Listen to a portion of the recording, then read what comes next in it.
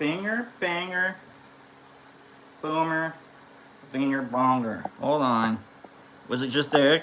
Is it Derek first? Ah, see, it's Derek first, then Bill. Derek first, then Bill. Good morning, friends. Good morning, guys.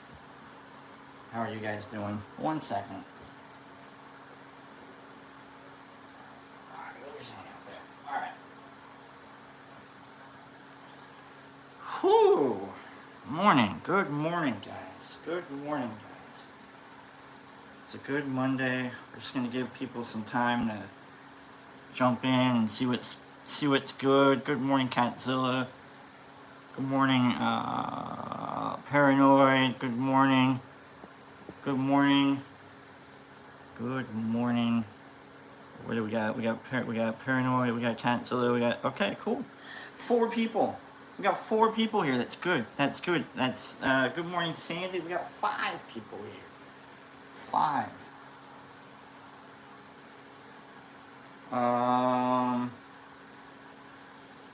Good morning, RX. Good morning, RX. Good morning, friends. I'll just give you guys a few moments. I'm just gonna,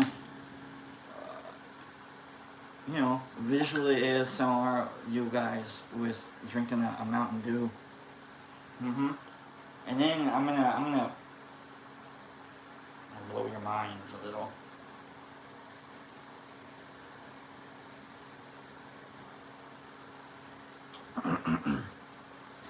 With a little DIY magic.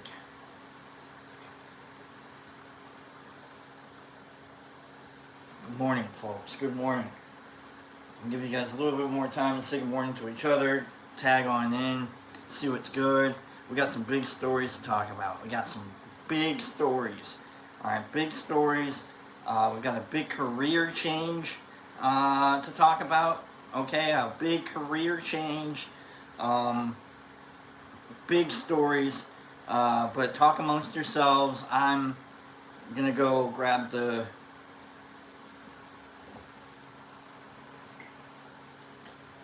the dibble dabble, and then we'll dooble. I watch myself sometimes when I'm doing the show, and I'm like, I look ridiculous. I mean, I'm adorable, don't get me wrong. Look at me, I'm, adorable. But I can't believe I say some of the things I say. Like, I watch myself say some of the things, and I'm like, oh God. You know what I mean? Like, I don't know if you've ever hosted your own YouTube channel for 3 years. And had that experience, you know what I mean? Anyhow, just non sequiturs in my head. These are intrusive thoughts. Intrusive thoughts.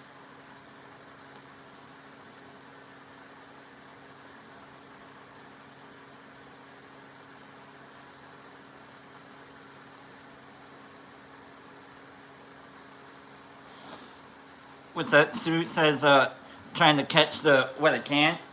Right. All right. Well, we'll try and make it as interesting and loud and noisy as possible. Sue.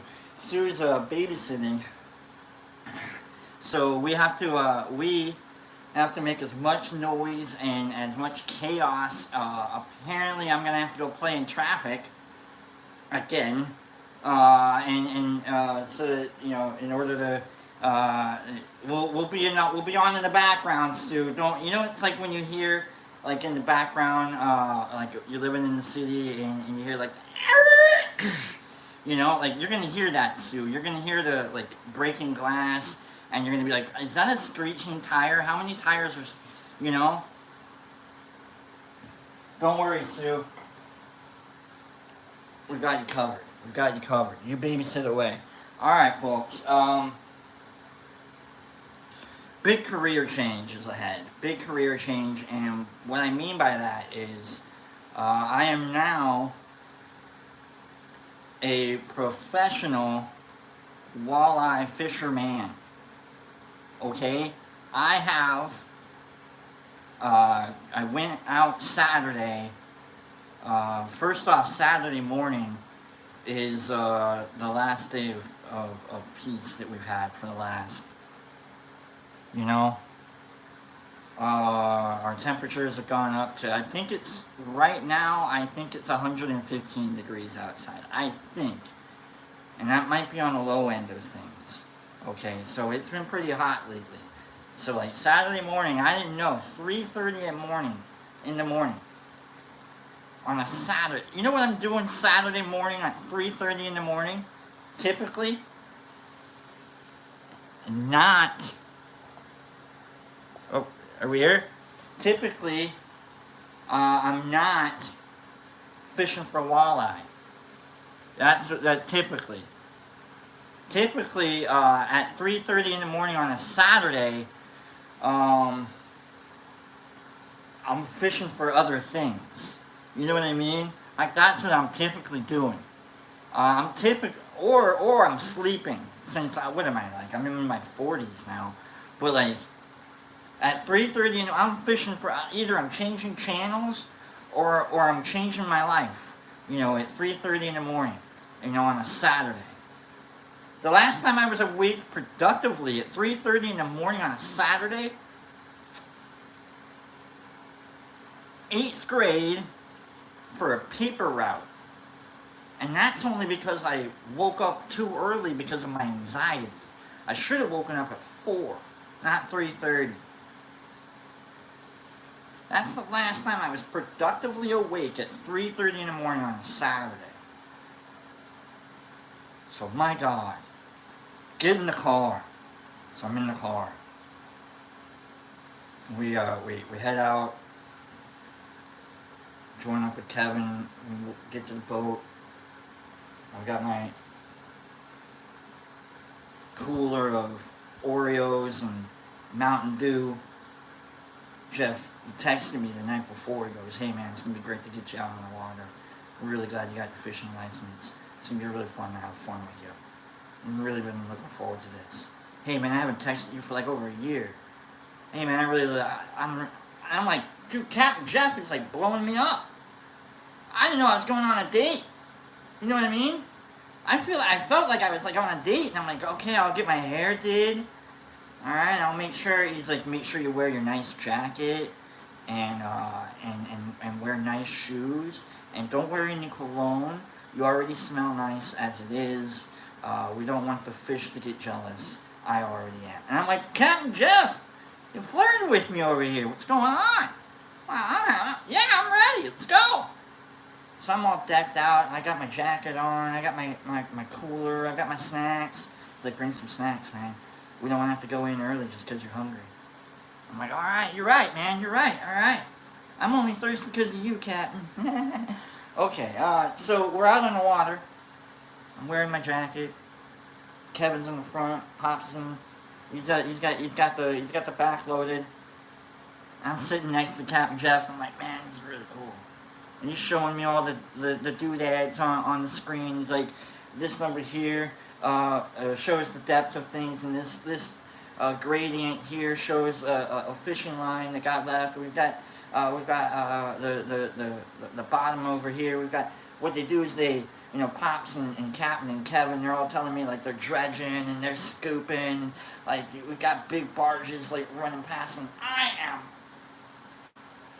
what's going on? So much information, you know, and it's a cold gray sky, it's beautiful, and the water, and Kevin's all mad at the water. He's like, it's dirty water. I'm like, what do you mean it's water, right? And Pops is all like, yeah, we need some green water. We need the brown water. I'm like, what do you mean there's brown water? There's green.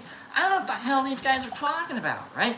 And then Captain's like, we gotta get over to the Grays, and we gotta get over to the Red House, and we gotta get to the shattered, to the broken dock, and then we'll troll, you know, like, holy crap, man! I'm just sitting there, right? Like, I've put a pole in the water before, okay? I have absolutely I didn't know we were going on Wicked Tuna, okay? I didn't know that this was a friggin' episode of Wicked Tuna. So we are out here searching for 3,500-pound walleyes. I didn't know that. I didn't know that's what we were going to, 600-pound walleye, not 35. 600-pound walleye out here is what we're going for. I know, wicked walleye. Alright, so, whew, we get out there, and Captain Jeff's like, alright, let me get the trolling motor going, and the trolling motor, the remote, it's not working. And we can't do any trolling, and we can't do any motoring, we can't do any fashing, fishing, we can't do anything without the troll motor. We need the troll motor. Where's the troll motor? The remote's not working. Ah! And like, Captain Jeff goes, I'll say Jeff, whatever, you get it. Jeff goes, good morning Herbie, good morning everybody that I haven't said good morning to, by the way. Trolling, I'll get to it, Bill. Troll motor is like, a motor that, gives you like the ability to go like 1 to 2 miles an hour.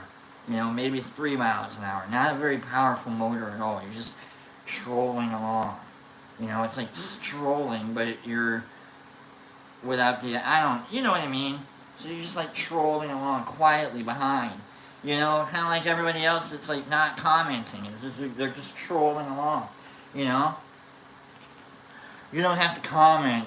You don't have to do that. You don't have to do that, okay? You don't have to. I'm just saying, like, we all understand now. Okay, so we're out there and Jeff's like, I don't have a troll motor. Should we just call it, guys? Should we just, or should I go home and grab my other troll motor and that'll cost us an hour? Kevin's like, yeah, dude, go, get your motor. Let's go. I'm trying to fish here. Pops is like, I don't know, man. I don't know, it's gonna rain. You know, Pops is like, you know what, I don't know if I want to wait for an hour and a half. Because that's probably how long it would have taken Jeff to get back home and then come back and, you know, get everything situated. And Jeff's like, oh, man. You know, we're taking a half hour to figure out if we want to wait another hour and a half. I'm on the water like, oh, man, this is beautiful, right? And then, boom, all of a sudden we see lightning strikes off in the distance. And I'm like, lightning? There's a storm. And Jeff's like, yeah, man, there might be rain. And I'm like, yeah, we're going to get rained on? This is awesome.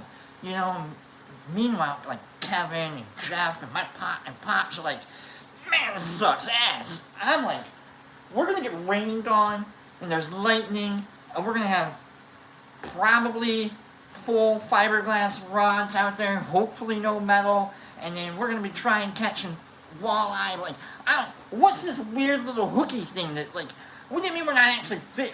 Where's the bobbers and you know, come on, where, like, and Captain goes, alright, you know what, let's just pull into the dock. And so we pull in, and I'm like, oh, man. And Jeff's like, you know what, let me go try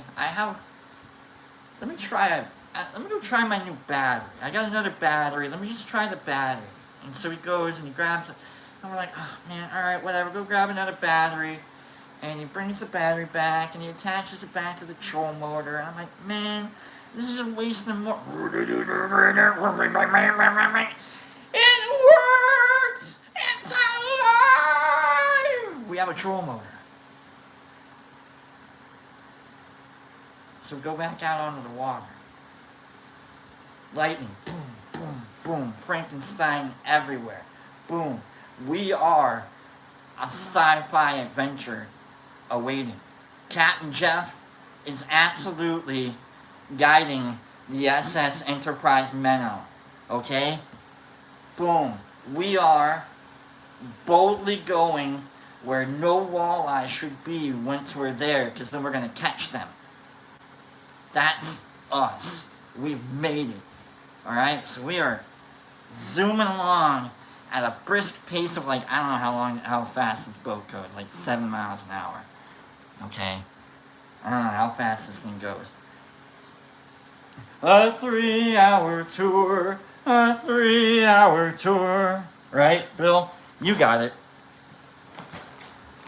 So, when Jeff hands me the pole, he shows me the thing that's on the end of the pole. And it's this thing right here. I don't know if you've ever seen it. One of these things. But this is like a bottom weight? I don't know what it's actually called. but you attach your line here with the swivel to the other end of your line, and no bobber, no nothing, just and then you have this unhooked, and it's leading off to the end here, and you attach. Hold on, let me. And then you there we go. You attach. What I'll show you. We'll open up a box and I'll show you some of the things that we were using here. But you attach your lead, your hook, to this part, and then you drop your line into the water until you can feel the end here hit the bottom. And what Jeff likes to do is he likes to fish around 34 to 36 feet. 34 to 40 feet. Sometimes it drops off dramatically, but he's always watching it, and he's always like trying to guide the boat to being around 34 to 36 feet, because that's where walleye are like, oh yeah, this is where cafeteria time is where they like to feed. So we're dragging this along, and it hits, and it bumps along, and then you see that thing at the end there that kind of like symbolizes what the hook and the thing are doing at the very end here, and then like 2 miles an hour. Alright, we're trolling along. 2 miles, right? And all you're doing is just like feeling it. It's like a rumble pack on your fishing pole, you know. And I'm like, oh, so I'm actually doing the video game fishing. That's all this is I'm just waiting for the rumble pack to stop rumbling. You know, whether on my accord or because a fish got onto it. So that's all I'm doing is waiting. This is actually electronic fishing. You know what I mean? Like, it's really hilarious, like how simple-ish it is. You know, it's simplistic. Not simple. Simplistic. It took a long time for man to figure out that this worked. Alright, pardon my language there. Alright, it took a long time for fisher folks to go, you know what, this is how we should catch walleye. So, it's not simple, it's simplistic. Alright, so keep that in mind, alright? So if I ever be like, oh, that's easy, none of this shit's easy. Alright, this feeds families. Alright, so this isn't easy, it's simple. And you just gotta be willing to go out there on a boat and get rained on with lightning flashing around you, looking for 36 feet, water, while huge barges are, going down the middle of the river right behind you, and then, like, we didn't hear any air horns or anything, because I think that it's probably not allowed, but like, holy crap, big barges, like, full of like gravel and full of hope, obviously, and so we're just out there just like on a 3-hour tour dragging this along. Alright, so let me show you some of the things that we weren't dragging any of these things along, but I'm going to show you some examples of what we were dragging along. Hold on. Nope. I also realized that I got way too much fishing crap. For the fishing that these folks do, that Jeff and Kevin and Pops do, there's a lot of bass fishing going on in here. They don't fish for bass. There's a lot of like trout fishing here. They don't fish for trout. There's a lot of like, I think you can catch a couple sharks. Hold on. You can probably catch sharks with these hooks here. They're huge. They're friggin' huge. Way too big. Alright. Catch a case even, if you want to. You get, murder with the cakes at the gate. Okay. So let me show you what they would attach at the end. For those of you that are like, what's going on? What are we even doing here? I'm talking about fishing stuff because I went fishing, on Saturday, and I'm pretending like I'm a professional fisherman, fisher person. I'll accidentally forget this next Saturday, and I'll just have to rely on Jeff's equipment once again, you know, and that's fine. He has no problem doing that. Jeff is like the greatest guy in the world, by the way. I didn't know that. I thought he was a schmuck. Alright, I'm over here going, whatever. I'm kidding and a half. Alright, I'm kidding and a half. Alright. Some of the things that we were playing with. You don't get monikered Captain Jeff without at least a little bit of, you know.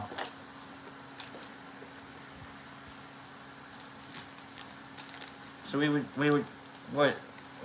what happens is you gotta, you know what I mean? Like, unless you're like the captain of the Titanic, and then you're like, how the hell did he become captain? You know what I mean? I don't know. So you would attach that to that part, okay? So you bring it on. I think we already had, no, okay. And then what it does is, that's like 2 feet long, 3 feet long, and it drags this little metal thing through the water, and it spins it. By the way, fish don't like it when you make that sound. Don't do that. They're like, whoa, get away. So mostly we were quiet. It was really quiet. I'm a lot louder than I need to be right now, ever. So we would drag that through, and that's, you just kind of wait for your rumble pack to stop rumbling, and then you're like, oh wait, and then you look, and it was a lot of fun. With 4 people out there, our limit was 24. You know how much we caught? You know how many we caught? You know what? I'll even say I'll give unless you actually know it. I don't. Did Pops like give the number out in a post? If not, like, just who wants it? Give me a number. 1 through 24. Go. 1 through 24. Go. 1 through 24. Give me a number. 1 through 24. Go. I said go, and I meant it. Go. I mean it. Go. 1 through 24. Go. Bill. 22. 11. Mr. 420 to you. Herbie. T is for 18. No, it's not. That's not the number. Joe D's 20. Joe D's 13. Let's go. 1 through 24. Derek Anderson 23. Clean. Let's sing it. Let's sing it. All right, let's sing it. We've got 6 from Mr. 420. We got 14 from Long Duck. We got 8 from Jody's. We got 24 from Bill D. Boom. 5 from Classic. 0 from Mr. Phillips. Bluegill 4-leaf. Hey, you're not guessing. Jesus Christ, my ex would be a big mouth bass if you saw it. Wait a second. That's not a number. B. Hendrix, I guess 7. Jody's, I guess 18. Oh, I'm gonna keep the music going till someone guesses the number. Boom, boom, boom. Ow, 5280. Coming in with the 19. Sue Little Maya running around with the 32. 1 through 24, Sue. Mr. Phillips, hello, Will. 21 Carnivorous, 40 look 22. Mr. 420, you too. Jesus Christ with the alternator. Carnivorous with the, is that a G or a 9? I think that's a 9. Jody's 5. Catzilla 42. Life. Derek Anderson 4-leaf. You're not guessing, Derek. You're not paying attention, Derek. I'm trying to get people to guess between 1 through 24 as to how many we actually caught. HB with the peace sign. Peace. We've got Sue Little Maya coming back with the 7. Lord Divine ramping it up to 16. Jody's 1, live from Mama 12. We've got Count Purge. Is it Count Purge? 6. 4-leaf, Derek, still not guessing. I am not. We've got 6, Derek Anderson. And then we've got the breakdown at the boom, but the Bill D with the 11. Boom, stop Jody's with the 10. And the stop the game, folks. Boom, stop. It's 10. We caught 10. That was really weird. We caught 10. Jody's. Good guess. That was a good guess. There were a lot of numbers. I think we didn't say the number 17 and 13 or 6, I think. But every other number except for, anyhow, we caught 10. I caught 4. Kevin caught 4. Jody's, you win at life. If we're asking like what we win. You win at life, my guy. Thank you. And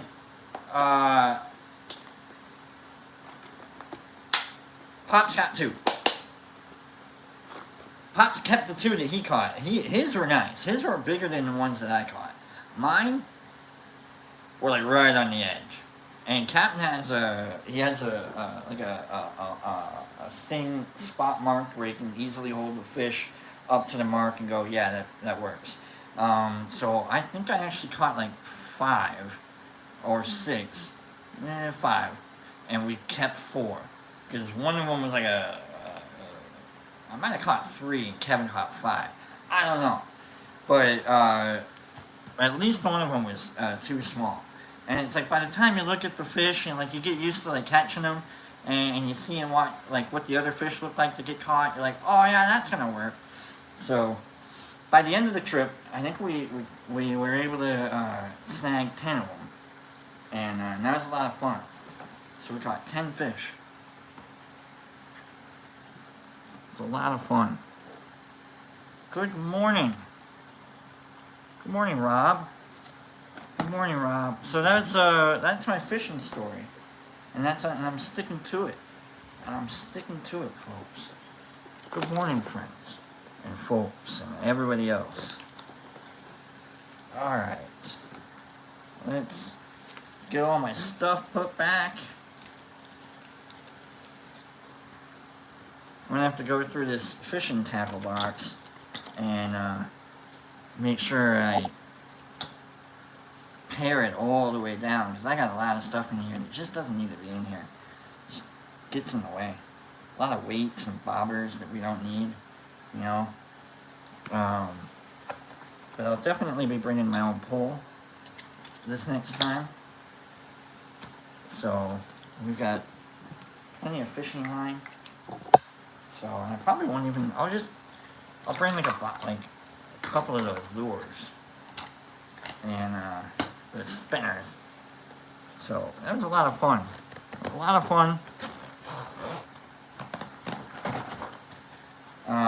Going out this Saturday. We came in. It started to like rain, and so we called it after that, because we drifted like 2 or 3 times, and it was a lot of fun. But there were no trucks in the parking lot, and usually Pops and even Captain and Kevin commented after we got out of the car. Pops goes, there's nobody in the parking lot. Well, when we're like, uh-oh, that's not a good sign. Because even by the time we get there at the ass break of dawn, there's already like 10 people. Like apparently they live in the lake. That's how like early they get there. And they weren't even like, they decided to like go hang out with Jason Voorhees in the bottom at the bottom of Crystal Lake. They're like, nah, man, not today. So we got there and it just, wasn't the best day for fishing, but I had a blast. I really did. And your face is falling off. Someone said my face is falling off. That's a good one. I haven't heard that one for a minute. Really kicking in for you right now, isn't it? Good for you. Um, so that's that that was a lot of fun. We got home and what was really fun, and this is why Captain I'm looking forward to hanging out and going fishing with Captain is he sent me a text later that day and he's like, hey man, I just want to make sure you had a great time today because I had a great time today. I was like, really, did you, Jeff? You didn't even you had like one pole in the water, sorta. And he's like, yeah, I mean, I was running the boat, making sure you guys were all right. And it's totally true. Like, Captain was great. He's good at it. So I'm looking forward to hanging out and going out and catching more fish. And Kevin, he'll take the fish and he'll clean them and he hands them out. He gives them to his friends. Jeff cooks it up. Every once in a while, we'll grab a fish or two from the catch and sling it on back here. Kevin might even clean it there, whatever. So it was really cool. Afterwards, we hung out with Captain for a little bit, and we went to and he bought some new lures, some new jig riggers or whatever the heck they're called. And we went to this little spot. It was a lot of fun. I had a blast. That's all I'm saying. I had a blast. And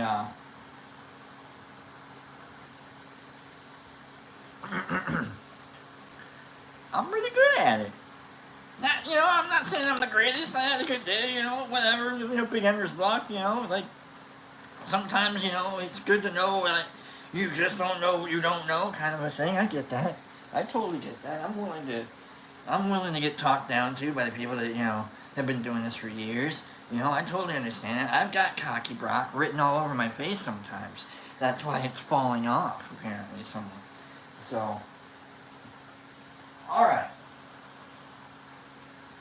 That was a long segment of just me.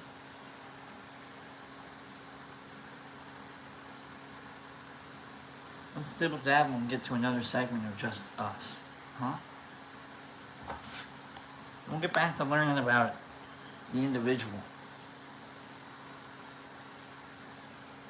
Unless anybody has something they really want to talk about today.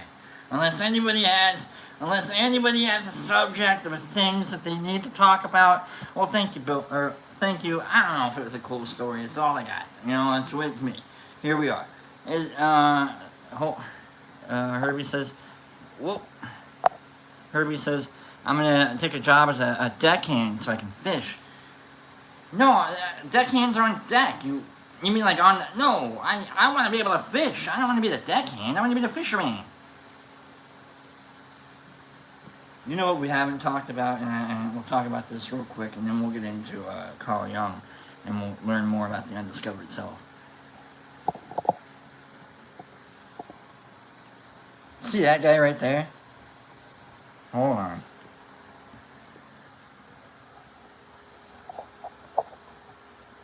Boom. Swamp cooler. I made a little swamp cooler.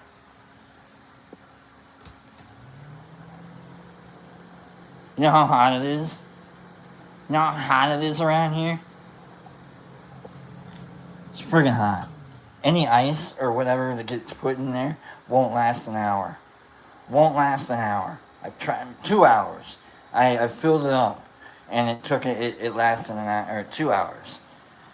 So I made a little swamp cooler. I looked on the Amazons, and the Amazons they were selling they were selling little baby coolers, little personal cooler things. The thing basically their own little baby for like $40, and I'm looking at the reviews, and the reviews are like, yeah, this thing won't last more than an hour. This is trash. I can't believe they would specify that it will last 4 hours. I'm like, 4 hours? Oh man, I got this thing to last 2 hours. Boom. At half the price. An hour. And I gotta worry about shipping. Nah, do it yourself, $20. I made a little swamp cooler to last 2 hours. So, that was a lot of fun. I had a great, little busy weekend. I don't know about you guys. I had a great little busy weekend. Let's dibble dab a little bit. What did you guys do this weekend? How about doing that? Talk to me. Tell me. Tell me some cool things you guys did, and we'll talk and we'll discuss that, and then we'll get into Undiscovered itself for a couple minutes, and we'll get the hell out of here. What did you do?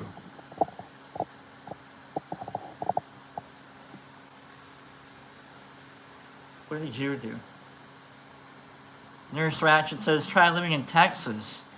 And the landlord accidentally cut the electrical. Oh no, let's read this one. Electrical wire to the mushroom room. Oh no. Said he would finally get the electrician here. Oh no. He knows what that room is for. Oh boy. Oh, sorry, nurse. Oh. Oh, he knows. Oh, that's rough. That's no se bueno. Yikes. Serious. Carnivorous said I hid in the house all weekend, streaming shows. Hiding from the heat too, were you? I get that. Nurse says it's hot as hell back there. I bet it is. Derek Anderson says growing shrooms is a fun hobby for all of us. Isn't it? Isn't it? Isn't it? Should be. Anyhow. Alright. Nurse is dealing with Texas. Carnivorous is dealing with the heat. Sue says she cut the grass and scrubbed the porch. Why are you scrubbing the porch? What'd you do on the porch? Did you drop some marmalade on the porch? Marmalade. When's the last time you had marmalade? Isn't that like a name? I know it's a name of, it's, like Mother Marmalade. Wouldn't you eat like at Mother Marmalade's? I would eat it at Mother Marmalade's. New career change. I have now gone from YouTube host to professional walleye fisherman person to I now own a restaurant called Mother Marmalades.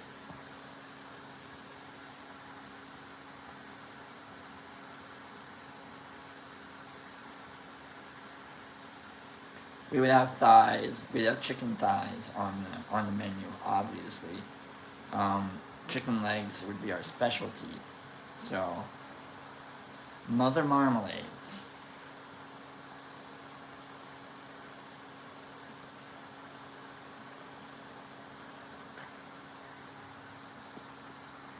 Let's dabble. We need one more.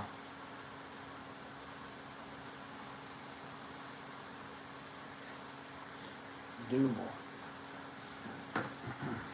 Alright, folks. Thanks everybody for hanging out. Thanks to my moderators for moderating. Herbie, Derek Anderson, Nurse. Sorry about your shroom grow. That sucks with the landlord being whoever they are and the way that they're acting. That really sucks. I wish people would be a little more, I don't know, I wish people would pay more attention to other people, you know? So that really sucks. So let's jump into this. Last week we started reading because we don't want to learn about politics anymore because it turns out, oh man, we suck at it. You know what I mean? We're going to learn about the undiscovered self. It's Carl Jung, not you. It's Carl Jung, not you. It's not even me. Alright, we're going to learn about Carl Jung and what he says is the undiscovered self. He starts off in this first section really trying to remind each and every one of you that you are each and every one of you. So let's go back real quick. The statistical method shows the facts in the light of the ideal average. Remember, he was talking about how there's a lot of ideals. And ideals are based on an average. A lot of averages running around that don't actually exist. While reflecting on indisputable aspect of reality, it can falsify the actual truth in a most misleading way. This is particularly true of theories which are based on statistics. The distinctive thing about real facts, however, is their individuality. Not to put too fine a point on it, one could say that the real picture consists of nothing but exceptions to the rule, and that, in consequence, absolute reality has predominantly the character of irregularity.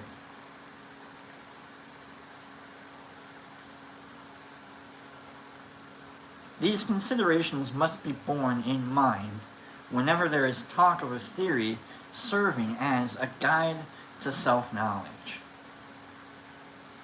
Carl Jung is doing a really remarkable job of, I don't know what you guys are reading my book for, but here we are.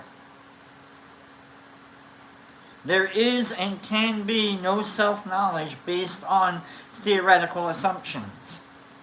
For the object of self-knowledge is an individual, a relative exception, and an irregular phenomenon. You know how difficult you are to figure out? You are a complex creature. Hence, it is not the universal and irregular that characterize the individual, but rather the unique. He is not to be understood as a recurrent unit, but as something unique and singular, which in the last analysis can neither be known nor compared with anything else. I'm not saying you're a snowflake. At the same time, man, as a member of a species, can and must be described as a statistical unit, but there's a lot of snow around here, huh? Otherwise, nothing general could be said about him. For this purpose, he has to be regarded as a comparative unit. This results in a universally valid anthropology, or psychology, as the case may be, with an abstract picture of man as an average unit from which all individual features have been removed. But it is precisely these features which are of paramount importance for understanding man. And if I want to understand an individual human being, I must lay aside all scientific knowledge of the average man and discard all theories in order to adopt a completely new and unprejudiced attitude. I can only approach the task of understanding with a free and open mind, whereas knowledge of man, or insight into human character, presupposes all sorts of knowledge about mankind in general. I may not know what I'm going to find, but I hope it looks like, I hope it looks human. Now, whether it is a question of understanding a fellow human being or of self-knowledge, I must in both cases leave all theoretical assumptions behind me. Since scientific knowledge not only enjoys universal esteem, but, in the eyes of modern man, counts as the only intellectual and spiritual authority. It's Carl Jung. I'm just reading his words. I don't know, man. Sometimes you gotta have a little faith. Hey, yeah.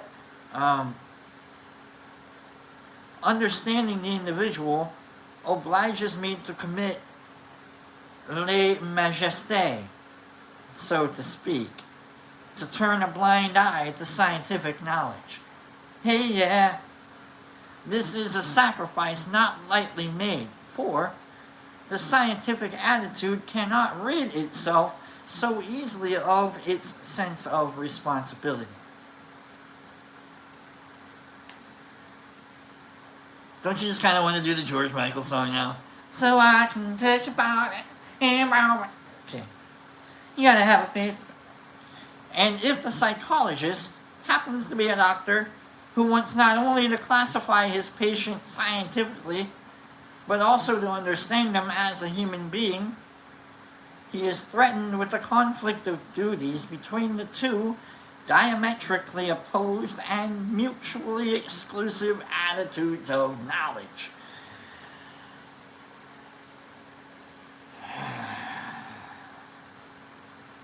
On the one hand, and understanding on the other. You gotta know the facts, and you gotta know what the hell they mean. You almost freeze right there, that's funny. You gotta have the facts, and you gotta know what the hell what they relate to. The relativity of it all. This conflict cannot be solved by an either or, but only by a kind of two-way thinking. Doing one thing while not losing sight of the other. In view of the fact that, and this is just the beginning of the friggin' book, by the way. Thank you, Young, for really blowing our mind. We're just really figuring out how to look at the problem before we look at the problem. Apparently we're a problem.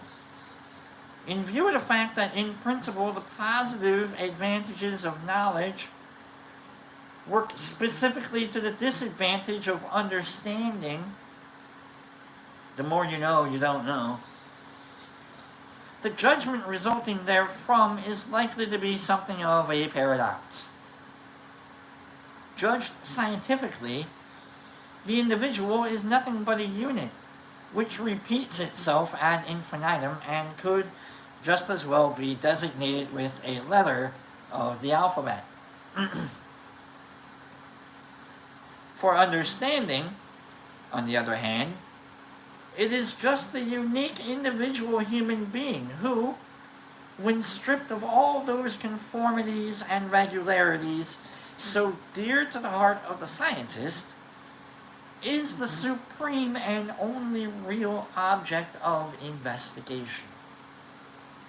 The doctor, above all, should be aware of this contradiction.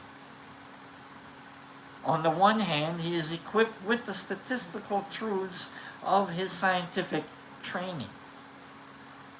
And on the other, he is faced with the task of treating a sick person who, especially in the case of psychic suffering, let me start that over, who, especially in the case of psychic suffering, requires individual understanding.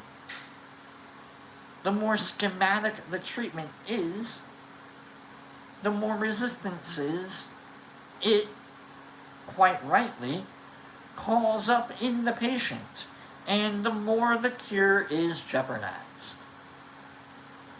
The psychotherapist sees himself compelled, willy-nilly, it's in the book, you wrote that willy-nilly, to regard the individuality of a patient as an essential fact in the picture, and to arrange his methods of treatment accordingly.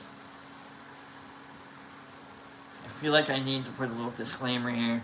I'm not advocating for, nor neglecting or rejecting or buffooning on purpose any kind of treatment or whatnot. This is Carl Jung. He's speaking from being a psychiatrist, psychotherapist. Alright, so we're just learning how Carl Jung, sees the individual self. I am just saying words out loud, and I think they're interesting. Today, over the whole field of medicine, it is recognized that the task of the doctor consists in treating the sick person, not the illness. Let me repeat that. I feel like we might lose sight of that sometimes. Today, over the whole field of medicine, it is recognized that the task of the doctor consists in treating the sick person, not an abstract illness. This illustration in the case of medicine is only a special instance of the problem of education and training in general. Scientific education is based in the main on statistical truths and abstract knowledge, and therefore imparts an unrealistic, rational picture of the world, in which the individual, as a merely marginal phenomenon, plays no role. It's just machines, man. I will sometimes look and you'll hear me refer to humans as just, we're just monkeys, man. We're just monkeys. You know, we're more than that. We're humans, we have self-consciousness, but like, you could really look and generalize some of our actions and go, God, that's some crazy animal stuff going on right there. You know? So, you gotta guard against that, alright?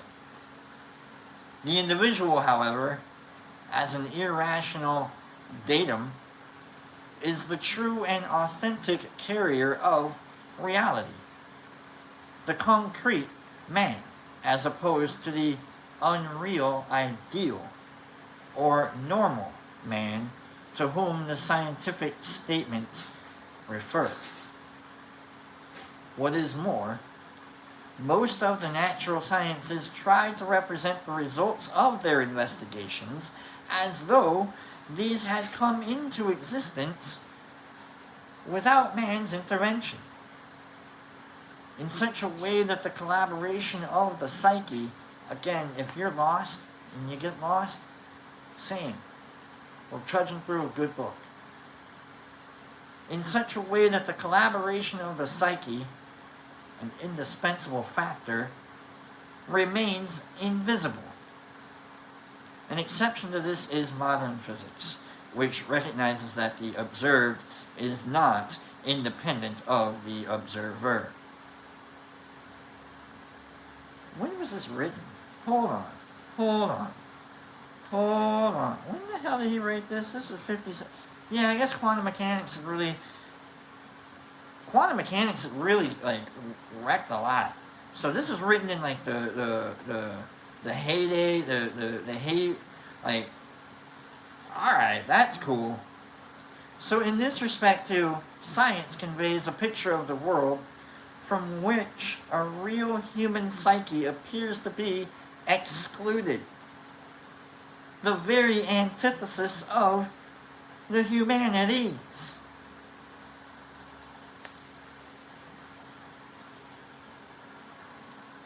Under the influence of scientific assumption, not only the psyche, but the individual man, and indeed all individual events whatsoever, suffer a leveling down and a process of blurring that distort the picture of reality into a conceptual average.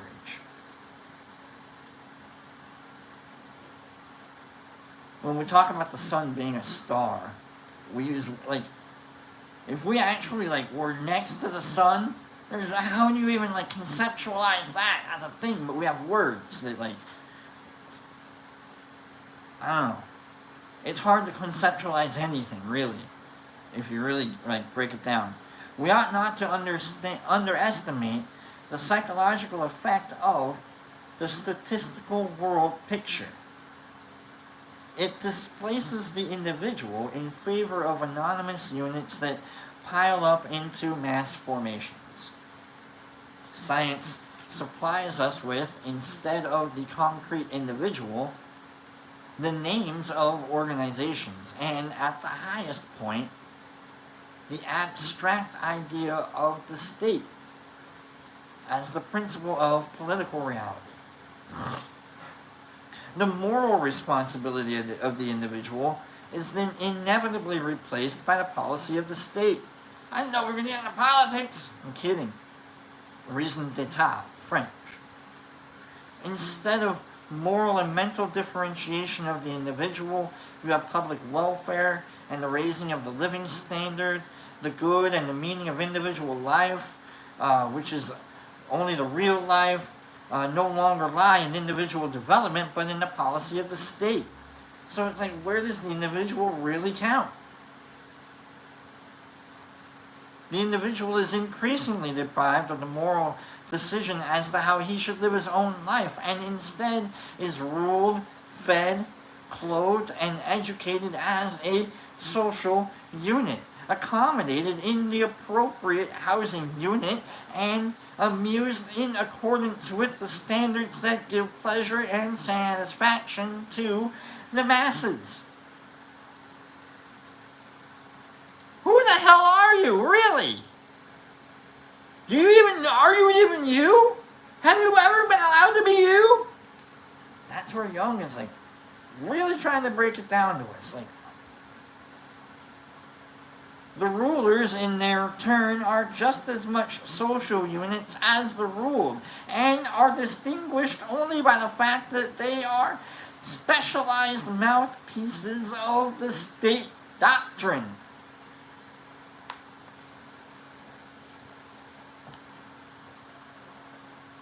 I don't know what that meant either.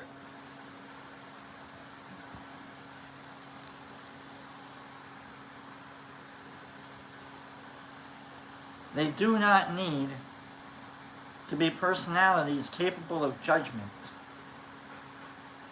but thoroughgoing specialists who are unusable outside their line of business. State policy decides what shall be taught and studied. The seemingly omnipotent state doctrine is, for its part, manipulated in the name of state policy by those occupying the highest positions in the government, where all the power is concentrated. Whoever, by election or caprice, gets into one of these positions is no longer subservient to authority, for he is the state policy itself, and within the limits of the situation can proceed at his own discretion. With Louis XIV, he can say, "L'État c'est moi." I am the state. He is thus the only individual, or at any rate, one of the few individuals who could make use of their individuality. If only they knew how to differentiate themselves from the state doctrine. They are more likely, however, to be the slaves of their own fictions.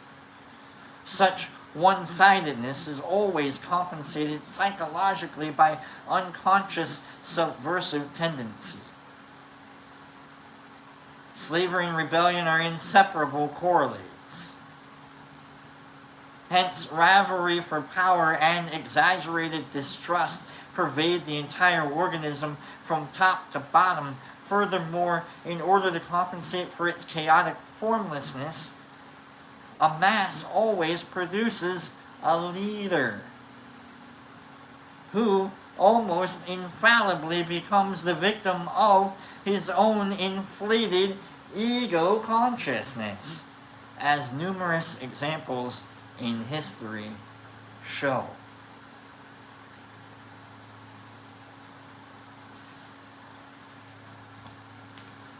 We'll pick up more next time.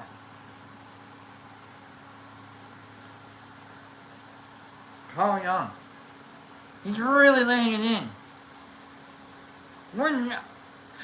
How can you be an individual? We are. It's so difficult to be an individual. The ego. It's difficult. It's hard. It's not easy. I remember when I was in college, I'll tell this quick story. When I was in college,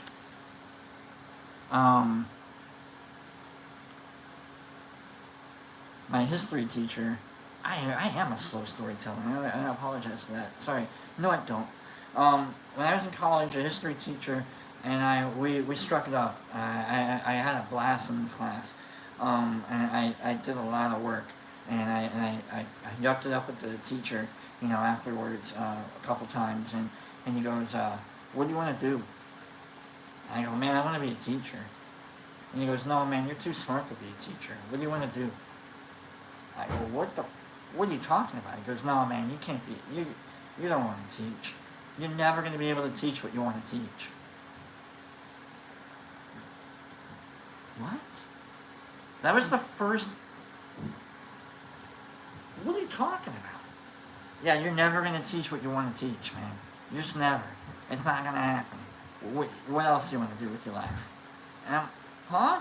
And this is nothing to like speak against actual teachers like Kim the Golden Golem. She's a physics teacher. We got other teachers that listen in. I love teachers. Like I absolutely here we are teaching, we teach, but like this teacher was like the first one to be like, "No, man, you're never gonna teach what you want to teach. They're gonna redline everything you want, and you really gotta struggle to get in what you want to get in." Like, oh wow. And then it wasn't until I read the book I won't name titles of books because then it'll seem like advocation, but there are books written by people about history that talk about facts and stuff that we don't know about. And it's like, that's the stuff that you want to learn, but you can't learn that, because then it kind of like makes everything seem a little more chaotic than what we really want to believe it is. But it is. So, love each other is all I'm saying. Like, man, if nothing else from whatever that I do, is I just kind of want people to, like, don't take yourself serious at all, at any point whatsoever. Because if you do, you're in the way. Like, then you're taking up like that much more weight, and you can't handle that much more weight. You know what I mean? Like, you gotta keep going. So don't take yourself serious at all. Someone said if we all had a bong, we'd all get along. Well, you know what? To that, I think we can do a third dibble dabble, and then we'll do the old, we'll bring it in. I hope everyone enjoyed today. Enjoyed the fish story, and I hope everyone enjoyed, getting their brains melted a little bit. But what the hell was Young talking about? I think he's just talking about, like, who really knows who you are? It's gonna take a while to, like, peel away those onion skins, man. There's a lot of onion skins we gotta worry about. Just knowledge, and then, like, we gotta worry about, like, your home. You gotta worry about, like, the laws. You gotta worry about, like, history. You gotta worry about, like, mores, and you gotta, the way your brain works, like, there's a lot that goes into being an individual. It's not gonna be easy. And so that's what he's going through. He's like, just trying to let us know that it's not gonna be easy.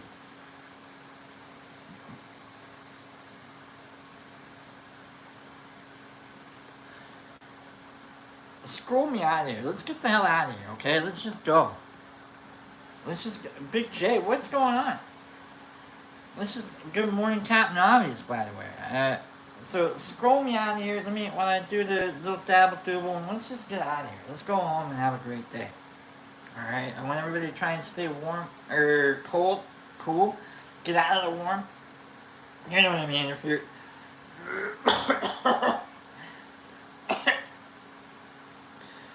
Dibble.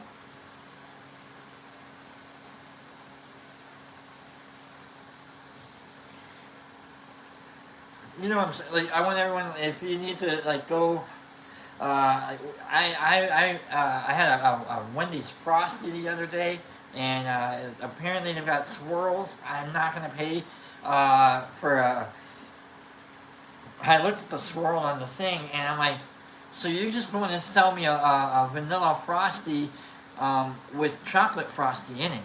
That's all. You want to sell me a vanilla Frosty with strawberry frosty in it. No, maybe I just want a vanilla frosty and you leave it alone. Alright, don't put anything in my vanilla frosty when I order it. If I want a strawberry frosty, I'll order a strawberry frosty. Thank you very much. Okay, a swirl. Final one.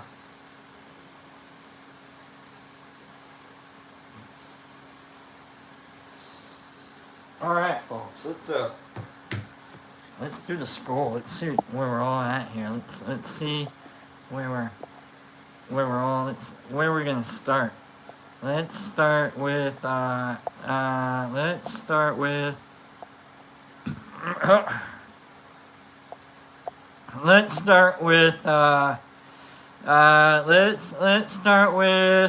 Aaron. We'll start with Aaron. Amen. People need to lighten up, get along, be together, enjoy.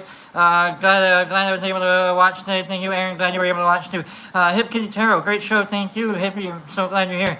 Big J Profant. Heck yeah, with the Captain Jeff. Yeah, dude, it's great. I went fishing. Big J, a lot of fun. It was a lot of fun. Big story. You have to watch the show. It's a lot of fun. Mr. 420 Brock. Ladies love him. Fish fear him. Amen to that, sir. Aaron, worried about my plant so hot in the house. At least get them outside in the air, and then they can burn and also wave at you at the same time. Okay, Captain says I'm not worried about shit today. Captain Obvious. All right, Captain Obvious. Glad you're not. Momo, have you heard of Gardenia? Like the city Gardenia? Alright, Joe D, not a joke, wish it was. I don't know what the joke was. Captain, love you, with Brock and friends. You too, Captain Obvious. Bill D with the emotes, Big J with the awesome, Derek Anderson, and no. Derek Anderson says, you can't make us leave. You're right, I can't. You're right. But you can't stay here. Alright? You don't have to go home, but you can't stay here. That's all I'm saying. Jesus Christ, Captain, only blood's in the poo than the work. Truth. I believe that's the most factual thing Jesus Christ in Australia has ever said. Everyone, where we have a happy Monday, Brock and crew. Much love to you. Momo, you guys stay cool. You too. Bill D, have a great night. Derek Anderson with the ha-has. Niffer Mama, everyone have a beautiful day. Stay cool. You too, Niffer Mama. Jesus Christ, Bill, bye, Bill, mate. Oh, okay, yeah. Classic Claster. This has been listening and weeding time. Stopping now for coffee. Thank you, T Crew and B Rock. Thank you, Classic, for hanging out with us. Mono Gardenia is amazing. Please look into it. Okay, Catzilla, have a great day. Have a great dab and a great day. Okay, thank you, Catzilla. Mr. 420 to you. Cleany, squirrels gotta feel my plants. I would absolutely sue those squirrels. Okay, Lord Divine, have a fabulous day, y'all. You too, Lord. We're gonna get to the thing, I promise you. Derek Anderson, thank you, Brock, and everyone for having an awesome morning. And see y'all and the fish. Stories were great. Have an amazing day. Jesus Christ, we can open the live stream. I don't know what that means. Everyone have a fabulous day. Big love to all. Everyone, we're just being a pain on there with the Captain Obvious. We're going to get there, Captain, I promise you. 5280 later, crew. Jesus Christ, see you next time. Cherie, my sweetheart. Hope without the room. Mate, better be safe, happy, hi. Love you. And I think I just read a love note. And that's okay. And Paige, I hope everyone had a good Monday and sweet dreams, Daddy and Michael Patterson, Shanti Brock and crew, back in the heat of the game. Amen. Joe D's, much love. Have a great day, Michael Patterson from Niffer Mama.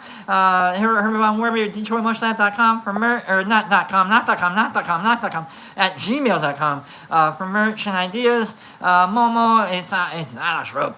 By Jesus Christ, we got, oh my God, Dakota. I don't know if there is. Alka, Agnam. We got. Don't do that to Herbie, Derek Anderson, Cherie. Okay, all right. That was a long scroll out. So let's do this. You put your left hand here, you put your right hand here, you put your left hand sort of here, you got your right hand holding on a little bit, and then you think about all your friends, and you think about all the folks that are hanging out with you. You got the Captain Obvious, you got the Herbie Von Werber, you got the Derek Anderson, you got the Lord Divine, you got the Hip Kitty, you got the Jesus Christ in Australia, you've got the Carnivorous, you've got the 5280, you got the Big J, you got the Captain Jeff, you got the Paige, you've got the Bill, B. Hendricks, you got the ability, you got we got everybody, we got them all, right? We got them all, right? On the count of three, and if I haven't said your name, it's just because I'm really trying here. All right, on the count of three, we're gonna hug it out. Remember, you give a hug, get a hug. Boy, that really, I think that's a sativa. It's when I've been smoking. Okay, I think we just saw.